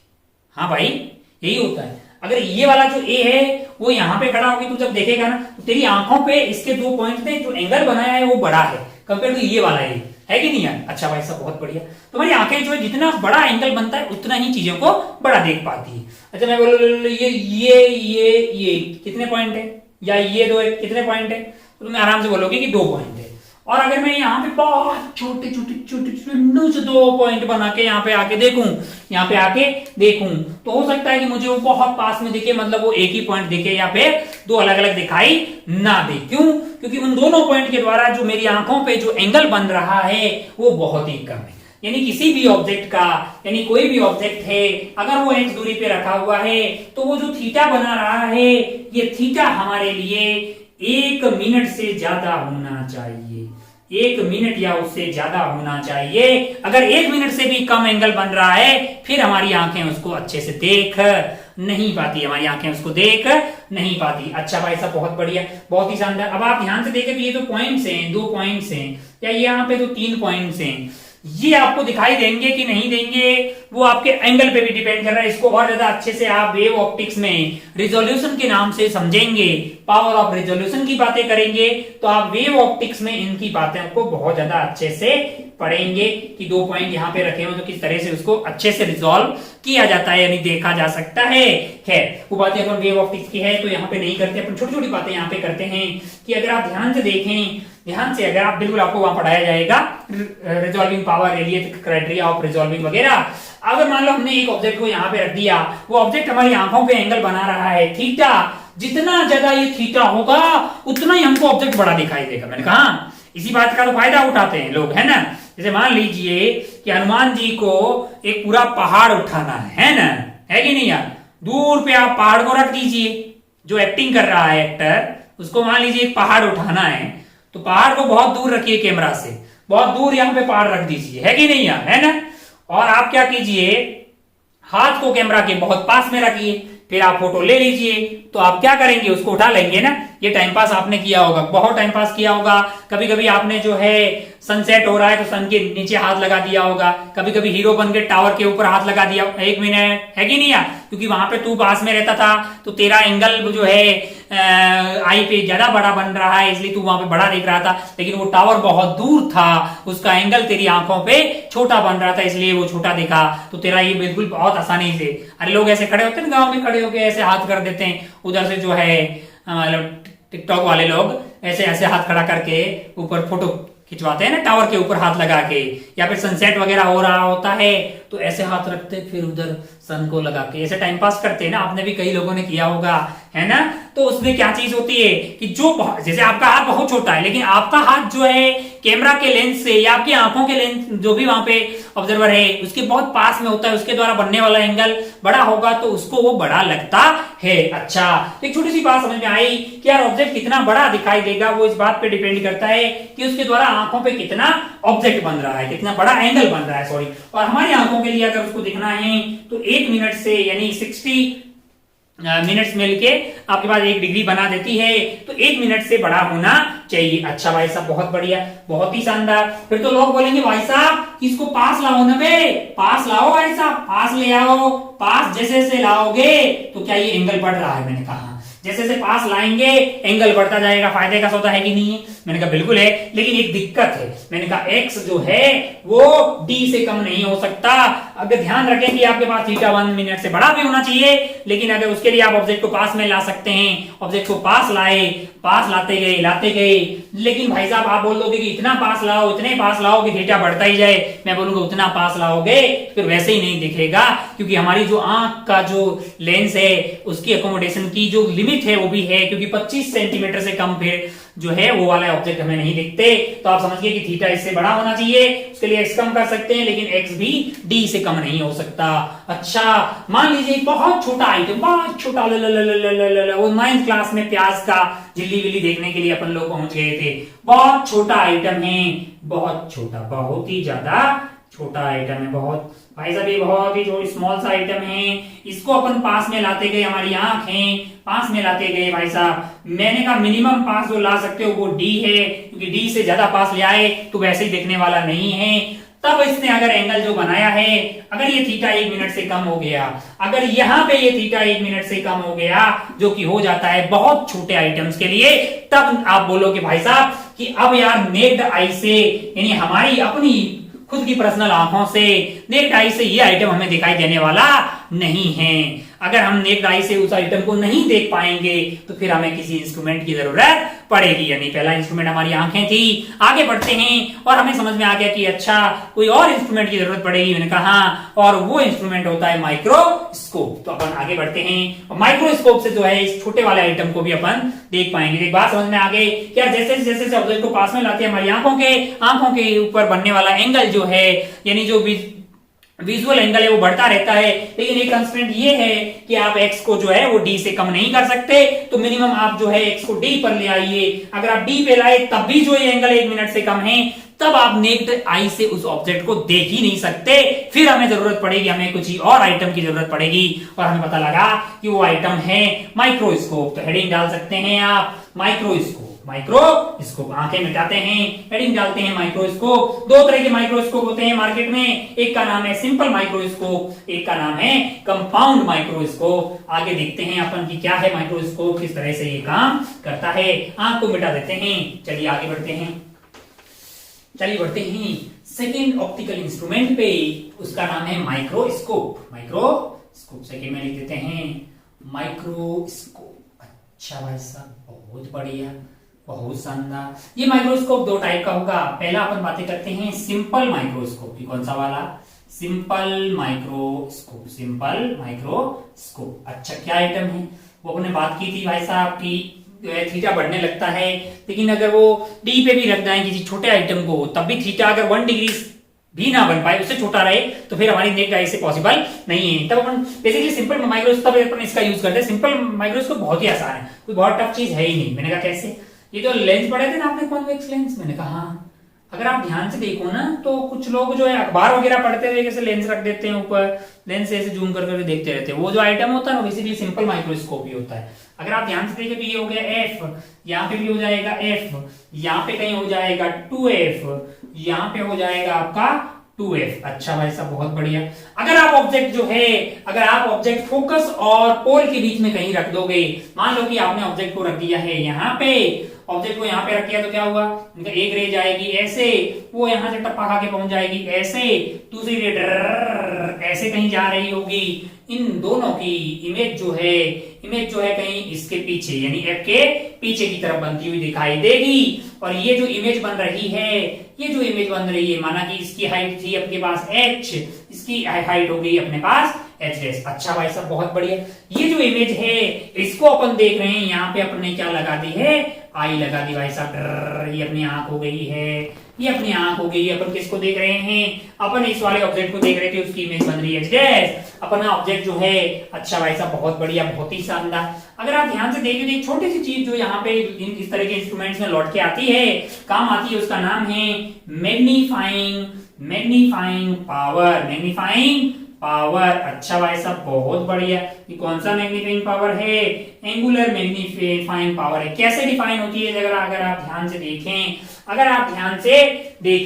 अगर आप ध्यान से देखें तो आपकी आंखों के लिए ये यहां से रेज आती हुई दिखाई दे रही है, जो आपकी आंखों पे क्या बना रही है, थीटा एंगल बना रही है। क्या बना रही है, थीटा एंगल बना रही है। अच्छा भाई साहब बहुत बढ़िया, बहुत ही शानदार, खूबसूरत, बहुत बढ़िया। अगर आप ध्यान से देखें तो टेन थीटा को मैं लिख सकता हूं, टेन थीटा को मैं ये मेरे लिए क्या था, मैंने कहा u था, ये मेरे लिए क्या हो जाएगा, ये मेरे लिए v है। तो अगर मैं टेन थीटा को लिखने जाऊंगा तो मैं h बटा u लिख सकता हूं, और मैं लिख सकता हूं h dash divided by v। इसमें कोई गलत बात नहीं है। थीटा अगर बहुत छोटा है तो उसको अपन थीटा लिख सकते, थीटा बहुत ही छोटा है। अच्छा बहुत बढ़िया भाई साहब, बहुत ही शानदार। अब अगर अपन ध्यान से देखें तो हमारे लिए जो है अब ये थीटा आपके आई पे बन रहा है। अच्छा बहुत ही शानदार। ये जो थीटा है, ये आपका जो ऑब्जेक्ट है, अगर मान लीजिए यही वाला ऑब्जेक्ट, आप सोच के देखिए, थोड़ा सा सोच के देखिए एक चीज जो है कि आपके लिए इतनी दूरी पे था भाई, हमें तो इसकी इमेज दिखाई देगी, ये यहाँ पे दिखाई देगा ऑब्जेक्ट, और ये आप पे बना रहा है, कितना एंगल बना रहा है, थीटा बना रहा है। और मान लो कि यही वाला ऑब्जेक्ट जो है वो इतनी दूरी पे होता, यानी ये सेम दूरी पे आंख से ऑब्जेक्ट होता, तो इसकी हाइट तो h डैश है, ऑब्जेक्ट की हाइट क्या होगी, h होगी, तो ये h होता। अब अगर आप ध्यान से देखें तो ये एंगल मान लो थीटा 1 है और थीटा 2 है, तो फायदा कौन से वाले केस में हुआ आपके लिए, थीटा 1 जो है वो थीटा 2 से बड़ा है कि नहीं, कि इतना दूर रियलिटी में ऑब्जेक्ट रखा होता तो देख नहीं पाते आप, मतलब एंगल कम बनता, लेकिन इसका यूज से इतना दूर रखे हुए ऑब्जेक्ट का आपको तो एंगल बड़ा बनता हुआ दिखाई दे रहा है, थीटा 1 आपके लिए बड़ा है। अच्छा भाई साहब, फिर एक चीज यहाँ पे डिफाइन की गई कि यार मान लो कि ऑब्जेक्ट को नेक्ड आई से अपन सबसे बड़ा एंगल क्या बना सकते हैं भाई। नेक्ड आई से अगर अपन देखते, मान लो कि कुछ भी नहीं यूज करते, ये हमारी आंख थी, तो हम मैक्सिमम एंगल तब बनता जब अपन मिनिमम दूरी पे रखते, मैंने कहा डी पे। मान लो कि इस आइटम को अपन ने, इसकी एच आई थी, उसको डी पे रख दिया, ये एंगल बना थीटा नॉट। ये वो मैक्सिमम एंगल है जो तब बनता जब हम कुछ भी नहीं यूज करते, यानी नेक्ड आई हमारी होती। तो टेन थीटा डैश की वैल्यू आ गई h बटा डी, थीटा बहुत ही छोटा हुआ तो ये थीटा नॉट के बराबर। तो अगर आप ध्यान से देखिए तो हमारी जो मैग्नीफाइंग पावर है वो है basically is equal to angle formed by image at eyes, अच्छा, divided by visual maximum visual angle for naked eye, यानी कि जब कुछ नहीं था तब मैक्सिमम आपका बन सकता था थीटा नॉट, लेकिन अब आप यूज कर रहे हैं क्या, एक सिंपल माइक्रोस्कोप जो कि ये कॉन्वेक्स लेंस है, तब एंगल हो गया है थीटा। यानी कि ये जो रेशियो है theta divided by theta naught, दो एंगल का ही रेशियो है, यानी ये जो एक डायमेंशन लेस क्वांटिटी आ रही है, कैसी आ रही है, एक डायमेंशन लेस क्वांटिटी, इसी को प्यार से बोला जाता है मैग्नीफाइंग पावर। अब अगर आप ध्यान से देखें मैग्नीफाइंग पावर क्या हो जाएगी, मैग्नीफाइंग पावर हो जाएगी basically theta divided by theta naught, और थीटा की वैल्यू क्या है हमारे लिए, यहां से मैं लिख सकता हूं h डिवाइडेड बाई u। और अगर आप ध्यान से देखिए थीटा नॉट की वैल्यू क्या है, थीटा नॉट की वैल्यू यहां से लिख सकते हैं अपन tan theta not is equal to क्या हो जाएगा आपके पास h बाई डी। थीटा बहुत ही छोटा है तो इसको थीटा नॉट के बराबर लिखा जा सकता है, तो h by you divided by theta naught की वैल्यू होगी h बाई डी, यानी d चला जाएगा ऊपर की तरफ, h से h कट जाएगा, यानी ये आइटम आ जाएगा d बाई यू आ गया। अच्छा भाई साहब बहुत ही शानदार। बहुत ही खूबसूरत। आपके पास D बाई यू आ गया है मैग्नीफाइंग पावर। अच्छा, बहुत बढ़िया। मैग्नीफाइंग पावर क्या आपके U पे डिपेंड कर रही है? मैंने कहा हाँ। और U जो है अगर आप ध्यान से देखें तो U क्या है? U आप ध्यान सोच के देखिए कि U आपके लिए ऑब्जेक्ट जो है वो की दूरी है, क्योंकि इस लेंस से क्या हो सकती है? 0 से लेके F के बीच में हो सकती है क्या? क्या 0 से लेके F के बीच में हो सकती है? आप बोलेंगे हो सकती है। अच्छा हो सकती है। मैंने कहा अगर आप ध्यान से देखो तो मैक्सिमम क्या हो सकती है? मैंने कहा मैक्सिमम आप दूर लेते जाओ, F हो सकती है। F से थोड़ी सी कम, मतलब F हो सकती है मैक्सिमम। अच्छा, अगर U मैक्सिमम होगी तब आपको मैग्नीफाइंग पावर कौन सी वाली मिलेगी? मिनिमम वाली। मैक्सिमम आपके जो पावर कौन सी वाली मिलेगी? मिनिमम वाली मैग्नीफाइंग पावर मिलेगी। अच्छा, बहुत बढ़िया, बहुत शानदार। एक छोटी सी चीज मैं यहाँ पे जानना चाह रहा हूँ कि ये जो मैग्नीफाइंग पावर आ रही है मेरे लिए, वो इस बात पे डिपेंड कर रही है कि U क्या है। वो इस बात पे डिपेंड कर रही है कि U क्या है। U की जब मिनिमम मैक्सिमम वैल्यू हो जाएगी तब आपके पास जो मैग्नीफाइंग पावर आएगी वो आपको मिलती हुई दिखाई देगी मिनिमम, यानी कि मिनिमम मैग्नीफाइंग पावर। कौन सी पे पावर? Minimum magnifying power. ओहो, यानी मैग्निफिकेशन मिनिमम। ये मिनिमम तब होगा जब D बाई यू में U मैक्सिमम हो जाए, और U मैक्सिमम हो सकता है F। U मैक्सिमम क्या हो सकता है? F। अच्छा, ओहो, अगर आप ध्यान से देखें और आपने F पे ही अगर आप ऑब्जेक्ट को रख देंगे, ये आपकी फोकस से जाएगी, ये भी फोकस से जाएगी। इमेज आपको कहां बनती हुई दिखाई देगी? इन्फिनिटी पे आपको इमेज बनती हुई दिखाई देगी। और इस केस में आंखों को सबसे कम जो है स्ट्रेस आएगी, यानी ऑक्सीजरी मसल जो है आराम कर रही होगी। तो जो पावर मिनिमम है ये वाले केस को प्यार से मार्केट में, यानी कि अपन जो माइक्रोस्कोप पढ़ रहे हैं ना उसमें भी दो तरह के हैं। एक पहला वाला पढ़ रहे हैं सिंपल माइक्रोस्कोप। सिंपल माइक्रोस्कोप में भी दो कंडीशन है। पहला है ये वाला जो नॉर्मल कंडीशन है, बेसिकली नॉर्मल कंडीशन इसको प्यार से बोलते हैं। क्या बोलते हैं? Normal adjustment. कौन सा एडजस्टमेंट? नॉर्मल या फिर रिलैक्स आई। यहाँ पे आंखों में बहुत ज्यादा लोड नहीं आता है तो इसको बोलते हैं नॉर्मल या फिर रिलैक्स आई एडजस्टमेंट। इसमें आपको मैग्नीफाइंग पावर क्या मिलेगी? मिनिमम मैग्नीफाइंग पावर मिलेगी, वो होगी D डिवाइडेड बाई F, क्योंकि आपके पास U की मैक्सिमम वैल्यू F हो सकती है। अगर मैं एग्जांपल के लिए ऐसी बात करूं कि भाई D की वैल्यू है 25 सेंटीमीटर और हमने एक ऐसा लेंस यूज किया है जिसकी फोकल लेंथ है आपके पास, मान लीजिए उसकी फोकल लेंथ आपको दी हुई है 5 सेंटीमीटर। क्या दी हुई है? 5 सेंटीमीटर। तो आपके पास जो मैग्नीफाइंग पावर आएगी वो आएगी 25/5, यानी कि आपके लिए आ गई है 5। इसका क्या मतलब हुआ कि 5 गुना, यानी 5x से मल्टीप्लाई कर चुके, 5 गुना बड़ी इमेज दिखाई देगी। आपने देखा होगा 9वीं क्लास में जब आप जो है सेल्स वगैरह, टिश्यू सेल्स देखने के लिए लैब में गए होंगे, बायो की लैब में, तब आपने जो है सेल्स वगैरह देखने के लिए यूज किया था माइक्रोस्कोप। खैर वो कंपाउंड वाला माइक्रोस्कोप है, हम बहुत ही सिंपल वाले माइक्रोस्कोप की बात कर रहे हैं। ये वो वाला जो अखबार के ऊपर रख के उम्रदराज लोग जो है अखबार को पढ़ सकते हैं। इमेज बनती है ध्यान से आप देखिए तो इमेज आपको सीधी बनती हुई दिखाई दे रही है, इरेक्ट और इनलार्ज इमेज बन रही है। अच्छा भाई साहब, बहुत ही बढ़िया, बहुत ही शानदार। ये एक वर्चुअल इमेज है और अपन जानते हैं कि हमारी आंख के अंदर जो इमेज बनती है रेटिना में, वो इन्वर्टेड इमेज बनती है, टिमिस्ड बनती है और रियल इमेज आपको बनती हुई दिखाई देती है। अच्छा भाई साहब, बहुत ही बढ़िया, बहुत ही शानदार, खूबसूरत। ओहो, तो बहुत बढ़िया। अगर आप ध्यान से देखें तो ये था पावर मिनिमम वाला, मतलब मिनिमम मैग्निफिकेशन वाला केस। इनका मैक्सिमम तब होगा।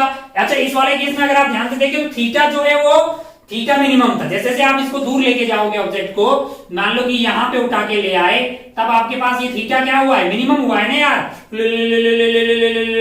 तो मैंने कहा भाई साहब जैसे जैसे पास लाओगे, यहाँ पे जब मिनिमम मिला है तो आपके पास थीटा भी क्या था? मिनिमम था। तो अगर आपको मैग्नीफाइंग पावर मैक्सिमम चाहिए, मैग्नीफाइंग पावर अगर मैक्सिमम चाहिए तो आप क्या कोशिश करोगे कि भाई साहब सेकंड वाले केस पे चलेंगे। अगर मैक्सिमम मैग्नीफाइंग पावर चाहिए तो आप चाहेंगे कि भाई साहब क्या किया जाए? इसको अपन ने क्या बोल दिया है? नॉर्मल एडजस्टमेंट A बोल दीजिए और इसको अपन बोल देते हैं B। यानी ये वाले केस में अपन चाहते हैं कि थीटा मैक्सिमम हो जाए, थीटा मैक्स हो तो अपना जो मैग्नीफाइंग पावर है वो भी अपने पास हो जाएगा मैक्स।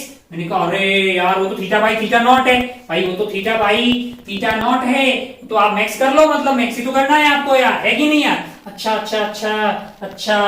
बहुत बढ़िया, बहुत शानदार। अब आप जैसे जैसे इसको पास में ला रहे हो, जैसे जैसे इसको पास में ला रहे हो, क्या थीटा बढ़ रहा है? मैंने कहा ये आपका ऑब्जेक्ट है, ये आपका ऑब्जेक्ट है, उसकी इमेज इधर बन रही है। भले ही आप इसको पास में ला रहे हैं, इमेज भी पास है, लेकिन एंगल तो बढ़ रहा है ना यार, एंगल बढ़ रहा है, थीटा बढ़ रहा है, बढ़ रहा है। लेकिन एक लफड़ा है, तो फिर तो तू बोले पोल के पास ले आओ यार, पोल पे ले आओ, मैक्स कर लो, मतलब है ना? नहीं भाई साहब, क्यों? क्योंकि अगर आप इसको इधर की तरफ ला रहे हो, साथ में ये इमेज जो है इसकी वो भी इधर आ रही है, और अगर आप इसको कुछ ऐसा ले आए कि जो फाइनल इमेज है वो 25 सेंटीमीटर के भी अंदर आ गई, फिर भाई साहब फिर नहीं हो सकता कुछ भी, फिर आपको दिखाई नहीं देगा ना यार। इसलिए आप इसको पोल पे नहीं ला सकते, क्योंकि जैसे जैसे आप ऑब्जेक्ट को इधर ला रहे हो, इमेज भी उधर आ रही है।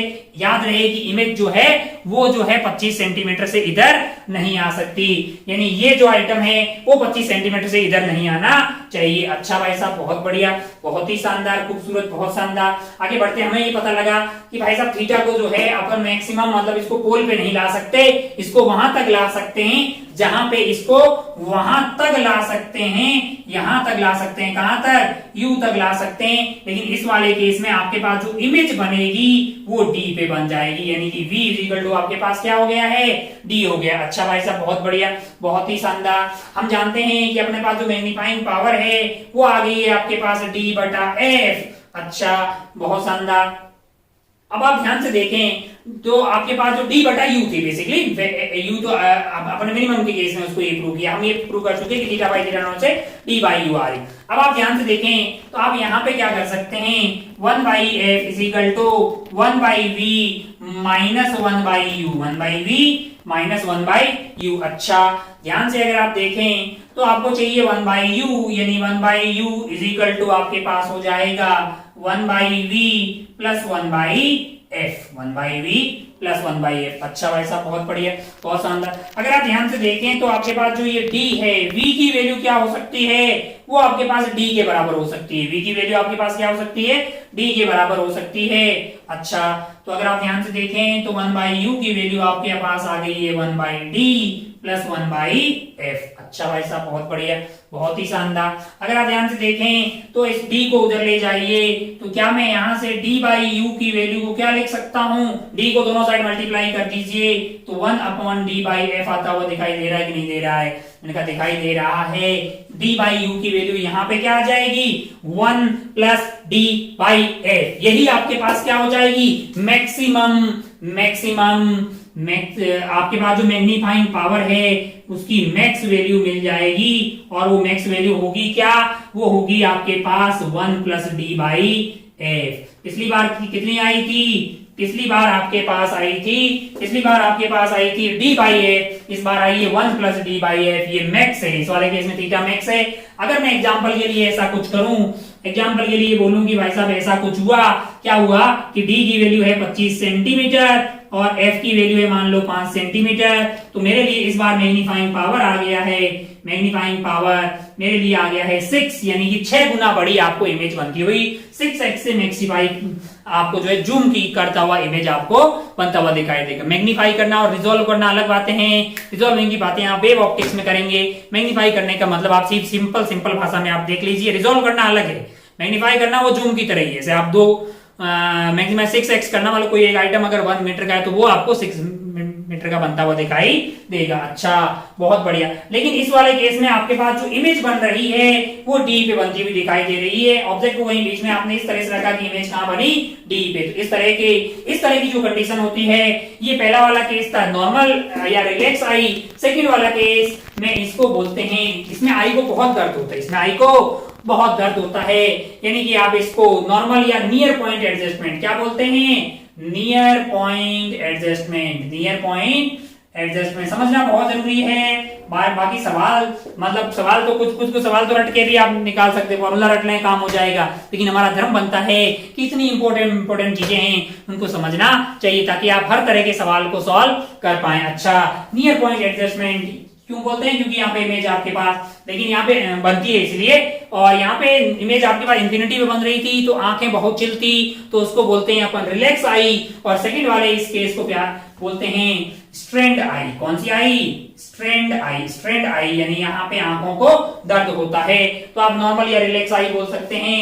बी वाले को बोल सकते हैं नियर पॉइंट एडजस्टमेंट, इसको नॉर्मल एडजस्टमेंट बोलते हैं, या फिर स्ट्रेंड आई बोलते हैं। अच्छा, बहुत शानदार, बहुत ही बढ़िया, बहुत ही बढ़िया। मतलब जो सिंपल, जो अपने पास जो सिंपल वाला माइक्रोस्कोप है, अच्छा, वो उसके भी दो मतलब एडजस्टमेंट हो सकते हैं। मैंने कहा हाँ, एक नॉर्मल एडजस्टमेंट, यहाँ पे इमेज आपके पास बनेगी इंफिनिटी पे, और दूसरा वाला स्ट्रेंड आई या फिर नियर पॉइंट एडजस्टमेंट, यहाँ पे इमेज आपके पास बनेगी नियर पॉइंट ऑफ द आई यानी कि डी पे बनता हुआ आपको दिखाई देगा। इस वाले केस में आपके पास जो है मैग्नीफाइंग पावर ज्यादा आ रही है कंपेयर टू दैट। इस वाले केस में आपके पास आई डी बटा एफ, यहाँ पे हमारे पास आई है 1 प्लस डी बाई एफ। अच्छा भाई साहब, बहुत बढ़िया, बहुत ही शानदार। लेकिन इस वाले केस में हमारी आंखों को दर्द ज्यादा होगा और इस वाले केस में हमारी आंखों को दर्द बहुत कम होगा। अच्छा, आगे बढ़ते हैं, छोटी छोटी बातें और देखते हैं। बोर्ड भर गया है हमारा, साफ करते हैं पहले इसको।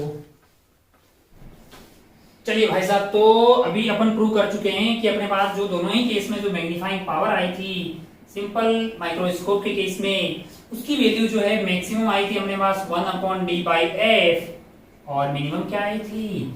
मिनिमम आई थी अपने पास d बाई एफ। यानी मैग्नीफाइंग पावर जो है वो इसके बीच में वेरी अपने को करने वाली है। किसके लिए? सिंपल माइक्रोस्कोप के लिए। अच्छा भाई सर, ये रिश्ता आपको पता होना चाहिए। मान लो कि बहुत ही घटिया किस्म का सवाल पूछे कि डी की वैल्यू 25 है और एफ की वैल्यू है 5 सेंटीमीटर, और डी की वैल्यू 25 सेंटीमीटर, बताइए कि रेंज जो है मैक्सिमम और मिनिमम, तो बोल देगा 5 से लेके 6 के बीच में मैग्नीफाइंग पावर है। अच्छा भाई साहब, बहुत बढ़िया, बहुत ही शानदार, आपने को देखा, काफी अच्छा लगा। हम चाहते हैं कि मैग्नीफाइंग पावर ज्यादा हो, हम भी चाहते हैं कि मैग्नीफाइंग पावर ज्यादा हो। अगर मैग्नीफाइंग पावर आपको ज्यादा करनी है तो टी को तो आपका फिक्स है, यानी आप चाहते हैं कि मैग्नीफाइंग पावर बढ़ जाए, इसका मतलब ये है आप चाहते हैं कि एफ कम हो जाए। भाई साहब, चाहते कि नहीं चाहते? और आप यूज क्या कर रहे हैं? आप एक कॉन्वेक्स लेंस यूज कर रहे हैं, आर आर म्यू, और इसकी फोकल लेंथ हो जाएगी 1/f is equal to 1/f is equal to mu minus 1 twice divided by R. अगर आप f को कम करना चाह रहे हैं, अगर आप f को कम करना चाह रहे हैं, तभी हो सकता है जब आप r को कम करें। अगर आप r को कम करें, r को कम करने का मतलब आप ऐसा बना दे लेंस, लेकिन कितना ऐसा करोगे, कितना पिचकाओगे यार? इसकी भी तो एक लिमिट है ना यार, एक लिमिट से ज्यादा कम r कहीं नहीं किया जा सकता।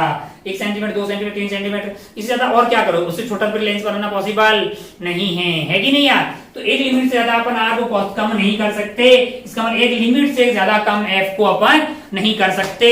अगर एक लिमिट से ज्यादा कम f को नहीं कर सकते, फिर मैग्नीफिकेशन को भी एक लिमिट से ज्यादा बड़ा नहीं कर सकते। लेकिन अगर अपने को उससे ज्यादा मैग्नीफिकेशन की जरूरत हो तो फिर अपने को इंस्ट्रूमेंट बदलना पड़ेगा भाई साहब, फिर अपने को इंस्ट्रूमेंट बदलना पड़ेगा। ये जो था पहला टाइप का माइक्रोस्कोप पढ़ रहे थे अपन, अभी तक पढ़ा था हमने माइक्रोस्कोप 2 टाइप के होते हैं। माइक्रोस्कोप पहला टाइप का हमने बात की सिंपल माइक्रोस्कोप। कौन सा वाला? Simple microscope, simple microscope. फिर हमें जाना पड़ेगा दूसरे टाइप के माइक्रोस्कोप पे, उसका नाम है compound microscope. Compound microscope, simple microscope के 2 एडजस्टमेंट पढ़े। एक हमने नॉर्मल एडजस्टमेंट पढ़ा जिसमें आंखें रिलैक्स कर रही थी, जिसमें अपने पास मैग्नीफिकेशन मिनिमम आया था d/f। दूसरा हमने स्ट्रेंड आई के लिए पढ़ा था नियर पॉइंट एडजस्टमेंट, मतलब जो है उसमें आंखों पे स्ट्रेन डेवलप हो रही थी लेकिन मैग्नीफिकेशन ज्यादा आया था। अच्छा भाई साहब, बहुत बढ़िया, बहुत ही खूबसूरत। क्या अपन कंपाउंड माइक्रोस्कोप शुरू कर दें? नहीं यार, आज का 1 घंटे का लगभग टाइम शायद हो गया है, कंपाउंड में शुरू करूंगा तो खत्म होने वाला नहीं है। तो फिर अपन ऐसा करते हैं कि एक क्लास और लेते हैं, उसमें अपन कंपाउंड माइक्रोस्कोप, फिर उसे इससे रिलेटेड सवाल, और फिर अपन बातें करेंगे टेलीस्कोप की। 2-3 टाइप के 2 टाइप के टेलीस्कोप, ये वो उनका एडजस्टमेंट, ये वो सब तरह के टेलीस्कोप। थोड़ा कैमरा की बात करेंगे और उसके साथ ही खत्म हो जाएगा ऑप्टिकल इंस्ट्रूमेंट। उम्मीद है कि आपको ये थोड़ा बहुत भेजे में उतरा होगा इसको भी समझने का, क्योंकि भाई साहब एक सवाल जो है, एक सवाल आपके नीट या फिर जेईई मेन में ऑप्टिकल इंस्ट्रूमेंट से आ सकता है। और भले आप जानते हैं कि सवाल के मार्क्स सेम होते हैं, भले ही वो ऑप्टिकल इंस्ट्रूमेंट से आए, भले ही वो रोटेशनल मोशन से आए, भले ही वो इलेक्ट्रोस्टैटिक से आए, भले ही वो semiconductor, logic gate, electromagnetic wave, किसी भी टॉपिक से आए, हर सवाल हमारा सही होना चाहिए, क्योंकि हर सवाल का वेटेज तो सेम ही है यार। इसलिए हमें पूरी शिद्दत के साथ इस टॉपिक को भी अच्छे से समझना चाहिए, नोट्स बनाना चाहिए, इस पे सवाल सॉल्व करने चाहिए, ताकि इससे आने वाला सवाल भी आपका सही हो जाए। कई बार इसको हवा में उड़ा दिया जाता है कि अल्लाह अल्लाह, इससे कुछ नहीं, फॉर्मूला है। तो इसको आप अच्छे से समझ के फॉर्मूला को, मतलब अगर आप समझेंगे तो आपको फॉर्मूले याद भी रहेंगे, कभी भूल जाएंगे तो आप उसको सवाल को सही कर पाएंगे, और कुछ टफ सवाल रहेगा तो भी उसको अच्छे से कर पाएंगे। चलिए आज के लिए अपन लेते हैं विदा, क्योंकि वक्त हो गया है। ठीक है, जय हिंद, जय भारत, टेक केयर, बाय।